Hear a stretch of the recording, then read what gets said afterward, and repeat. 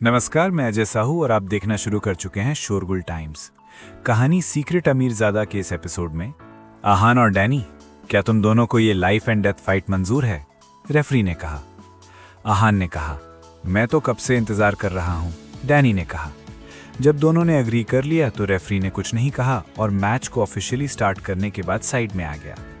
वूहू, a death match, Aahan kill this Danny. Audience चिल्लाने लगी।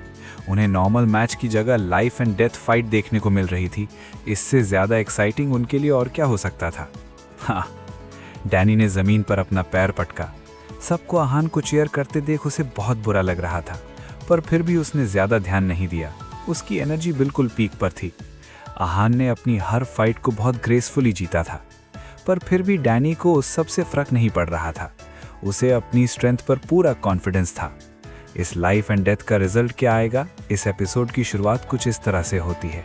चलिए अब जानते हैं इस एपिसोड में आगे और क्या कुछ नया होता है। माइक डैनी को केयरफुली फाइट करने के लिए कहता है।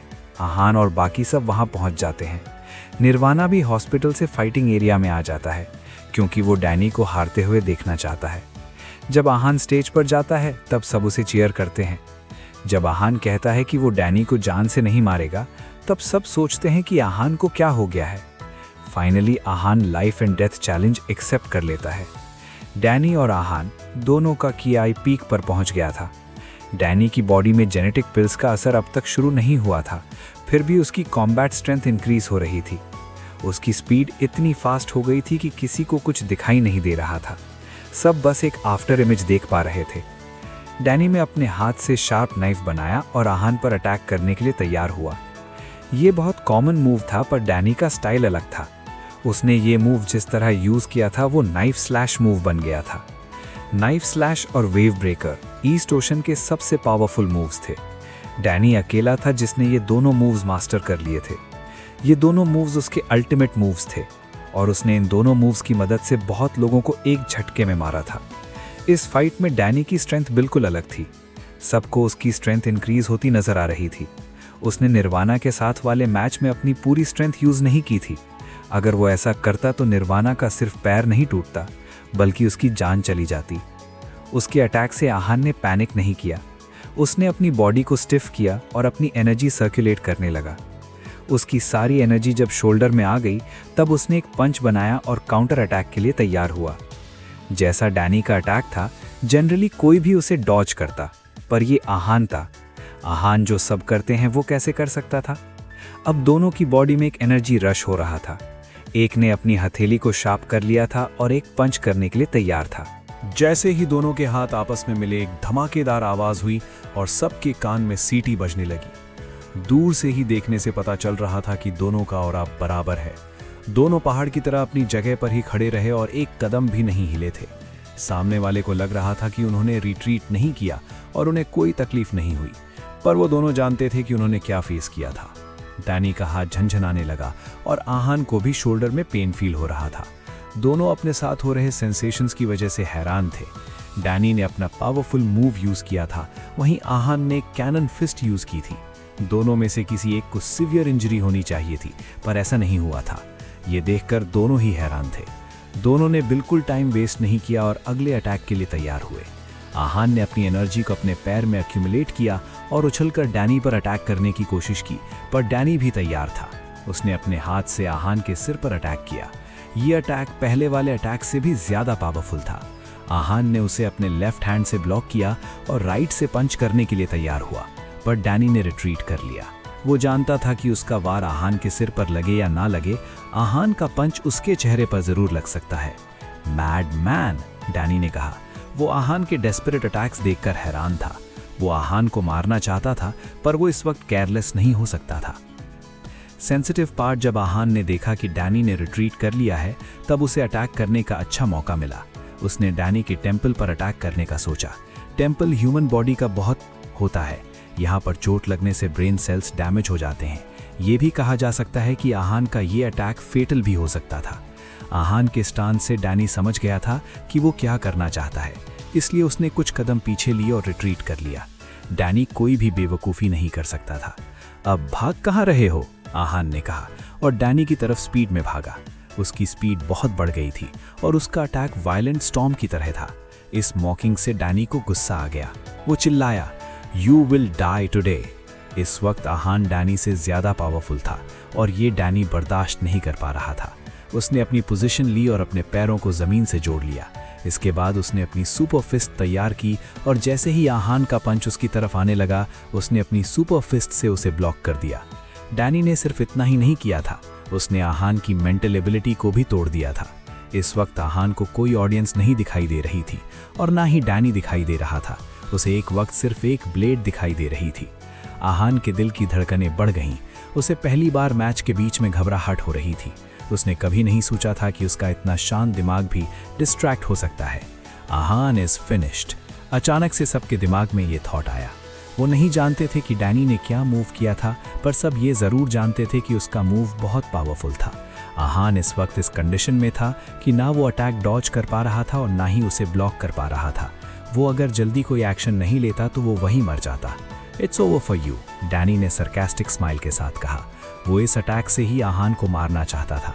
अगर कोई भी और मार्शल आर्ट कल्टिवेटर होता तो वो डेफिनेटली मर जाता, पर डैनी के सामने आहान था। डैनी ईस्ट कॉन्टिनेंट में सबसे पावरफुल था और उसने इस कंपटीशन में कमाल की स्ट्रेंथ भी दिखाई थी।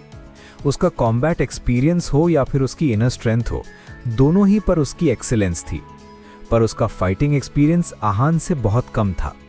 इस मामले में आहान को कोई बीट नहीं कर सकता था। उसकी जिंदगी में बहुत सारी लाइफ एंड डेथ सिचुएशंस आई थीं जिसे उसने खुद हैंडल किया था। आहान ने इस मूव से बचने के लिए अपने फाइटिंग एक्सपीरियंस का इस्तेमाल किया। वो जानता था कि उसे अपनी जान कैसे बचानी है, फाइट। आहान ने एक शब्द बोला और अपनी सारी एनर्जी को सर्कुलेट करने लगा। इस एक शब्द से वहां का माहौल बदल गया था। आहान अटैक के लिए तैयार हुआ। उसने अपना favourite move dragon slang move के लिए अपनी बॉडी को तैयार किया और अपना स्टांस लिया। जैसे ही आहान ने अपना मूव किया, डैनी ने भी अटैक किया। दोनों की इंटेंसिटी बहुत ज़्यादा थी। जैसे ही दोनों के हाथ आपस में टकराए, आहान का बैलेंस बिगड़ गया और वो 5 कदम पीछे हो गया। डैनी वहीं खड़ा रहा। इतनी फाइट्स में ऐसा पहली बार हुआ था जब आहान का बैलेंस बिगड़ गया था। सिर्फ बैलेंस नहीं बिगड़ा था, उसके हाथ में चोट भी आ गई थी। आहान के हाथ से खून बह रहा था। इस कंपटीशन में आहान को पहली बार इंजरी हुई थी। डैनी के हाथ में भी खून था, पर यह खून आहान का ही था। डैनी ने अभी भी जो स्ट्रेंथ दिखाई थी वो आज तक किसी ने नहीं देखी थी। उसने आहान को सप्रेस कर दिया था। ये ग्लोबल मार्शल आर्ट्स कंपटीशन में पहली बार हुआ था। आहान इस वक्त बहुत हैरान था। उसने ये मान लिया था कि डैनी बहुत ज़्यादा पावरफुल है। उसका सामना कभी भी ऐसी फाइटर से नहीं हुआ था जो वेव ब्रेकर मूव को इतना अच्छे से जानता था। उसने सिर्फ सुना था कि इस टेक्निक को कुछ एंशिएंट मार्शल आर्टिस्ट्स ने मास्टर किया था, पर यह मूव डैनी को भी आता होगा, इसके बारे में आहान ने सोचा भी नहीं था। आहान तो हैरान था ही, साथ ही डैनी भी हैरान था। डैनी के इस मूव की वजह से आहान अगर मरता नहीं तो कम से कम उसे सीरियस इंजरी तो होनी ही चाहिए थी, पर आहान को हाथ में हल्की चोट ही आई थी। ऐसा कैसे हो सकता है, डैनी ने कहा। किसी को पता हो या ना पता हो, पर डैनी वेव ब्रेकर मूव को अच्छे से जानता था। उसे पता था कि उसका ये मूव कितना पावरफुल है। इस मूव से वो जीत जाना चाहिए था, पर ऐसा नहीं हुआ था। उसका अपोनेंट पूरी तरह से डिस्ट्रॉय नहीं हुआ था, बल्कि उसके हाथ में चोट लगी थी और खून आ रहा था। इतने में ही डैनी समझ गया था कि वो अपने अपोनेंट को अंडर एस्टिमेट नहीं कर सकता है। ऐसा कैसे हो सकता है? आहान को चोट लग गई है। आज क्या हो गया है आहान को? पूरे कंपटीशन में आहान का बाल भी बाका नहीं हुआ, पर आज उसके हाथ से खून आ रहा है। ऐसा लग रहा है जैसे ईस्ट कॉन्टिनेंट का डैनी आहान से ज्यादा पावरफुल है। जहां आहान और डैनी दोनों ही हैरान थे, वहीं ऑडियंस में भी लोग आपस में बात कर रहे थे। ज्यादातर लोग ऑर्डिनरी थे, इसलिए उन्हें मूव्स के बारे में तो कुछ नहीं पता था, पर उन्हें आहान के हाथ से खून बहता नजर आ रहा था। बाकी जो मार्शल आर्ट्स कल्टिवेटर वहां पर मौजूद थे, वो ऐसा नहीं सोच रहे थे। उन्होंने एक एक मूवमेंट को अच्छे से देखा था और वो श्योर थे कि आहान अब नहीं बच पाएगा। पर आहान ने एक्चुअली अटैक को डॉज कर दिया था। इससे मार्शल आर्ट्स कल्टिवेटर हैरान हो गए थे। जहां नॉर्मल ऑडियंस सोच रही थी कि आहान को चोट कैसे आ सकती है, वहीं मार्शल आर्ट्स कल्टीवेटर सोच रहे थे कि आहान बच कैसे सकता है। दोनों दुनिया के लोगों में यही फर्क होता है। दिस इज इम्पॉसिबल, ये इस अटैक को डॉज कैसे कर सकता है? माइक हैरान था। वो इस मूव की इंटेंसिटी को जानता था और श्योर होने के लिए उसने इस मूव को अपने ऊपर ट्राई भी करवाया था। तब डैनी ने अपनी पूरी स्ट्रेंथ नहीं लगाई थी, फिर भी माइक को अच्छी खासी इंजरी हो गई थी। जाकिर, गोपाल, रुद्र, जिनेश और निर्वाणा की आंखें भी बड़ी हो गई थीं। अभी जो स्टेज पर हो रहा था उसने उन सबको शॉक कर दिया था। वो आहान की स्ट्रेंथ को जानते थे और उसके मूव को भी अच्छे से पहचानते थे। वो आहान का अल्टीमेट मूव था, पर इस वक्त आहान डिसएडवांटेज में था। Oh the famous wave breaking technique, the most powerful, Pope ने कहा। उन्हें मार्शल आर्ट्स के बारे में बहुत नॉलेज थी। उन्होंने हर मूव के बारे में डीप रिसर्च की थी, इसलिए वो हर मूव की इंटेंसिटी को जानते थे। Is it really very powerful? Tiffany ने पूछा। उसके चेहरे पर चिंता साफ नजर आ रही थी। Yes, it is terrifying, it is better than my sword of war, pope ने कहा। ये बात सुनकर टिफनी का दिल बैठ गया। वो आहान को देखने लगी। उसके चेहरे पर घबराहट साफ नजर आ रही थी। तो क्या आप कहना चाहते हैं कि आहान ये मैच हार सकता है या फिर मर भी सकता है? टिफनी ने पूछा। मैच में आगे क्या होगा ये बताना तो मुश्किल है, पर अभी के हिसाब से आहान की सिचुएशन अच्छी नहीं है, पोप ने कहा। जाकिर के चेहरे के एक्सप्रेशंस बिल्कुल बदल गए थे। उन्होंने सोचा था कि आहान का ओपोनेंट आर्थर या विलियम में से कोई होगा, पर ऐसा नहीं था। डैनी आहान की टक्कर का था। जब जाकिर इसके बारे में सोच रहे थे तब माइक चिल्लाया, डैनी, अपनी पूरी स्ट्रेंथ यूज करने की जरूरत नहीं है। जेनेटिक पिल्स का असर अभी शुरू मत होने देना। डैनी की बॉडी ने जेनेटिक पिल्स का असर दिखाना शुरू भी नहीं किया था और आहान अभी से कमजोर पड़ गया था। आगे ये फाइट क्या मोड़ लेगी, आगे जानने के लिए बने रहिए हमारे चैनल शोरगुल टाइम्स के साथ। इसी के साथ ये एपिसोड यहीं पर समाप्त होता है। इस एपिसोड को आगे बढ़ाते हुए कल फिर मुलाकात होगी। आज के लिए बस इतना ही। अब कल तक के लिए इजाजत। नमस्कार, धन्यवाद।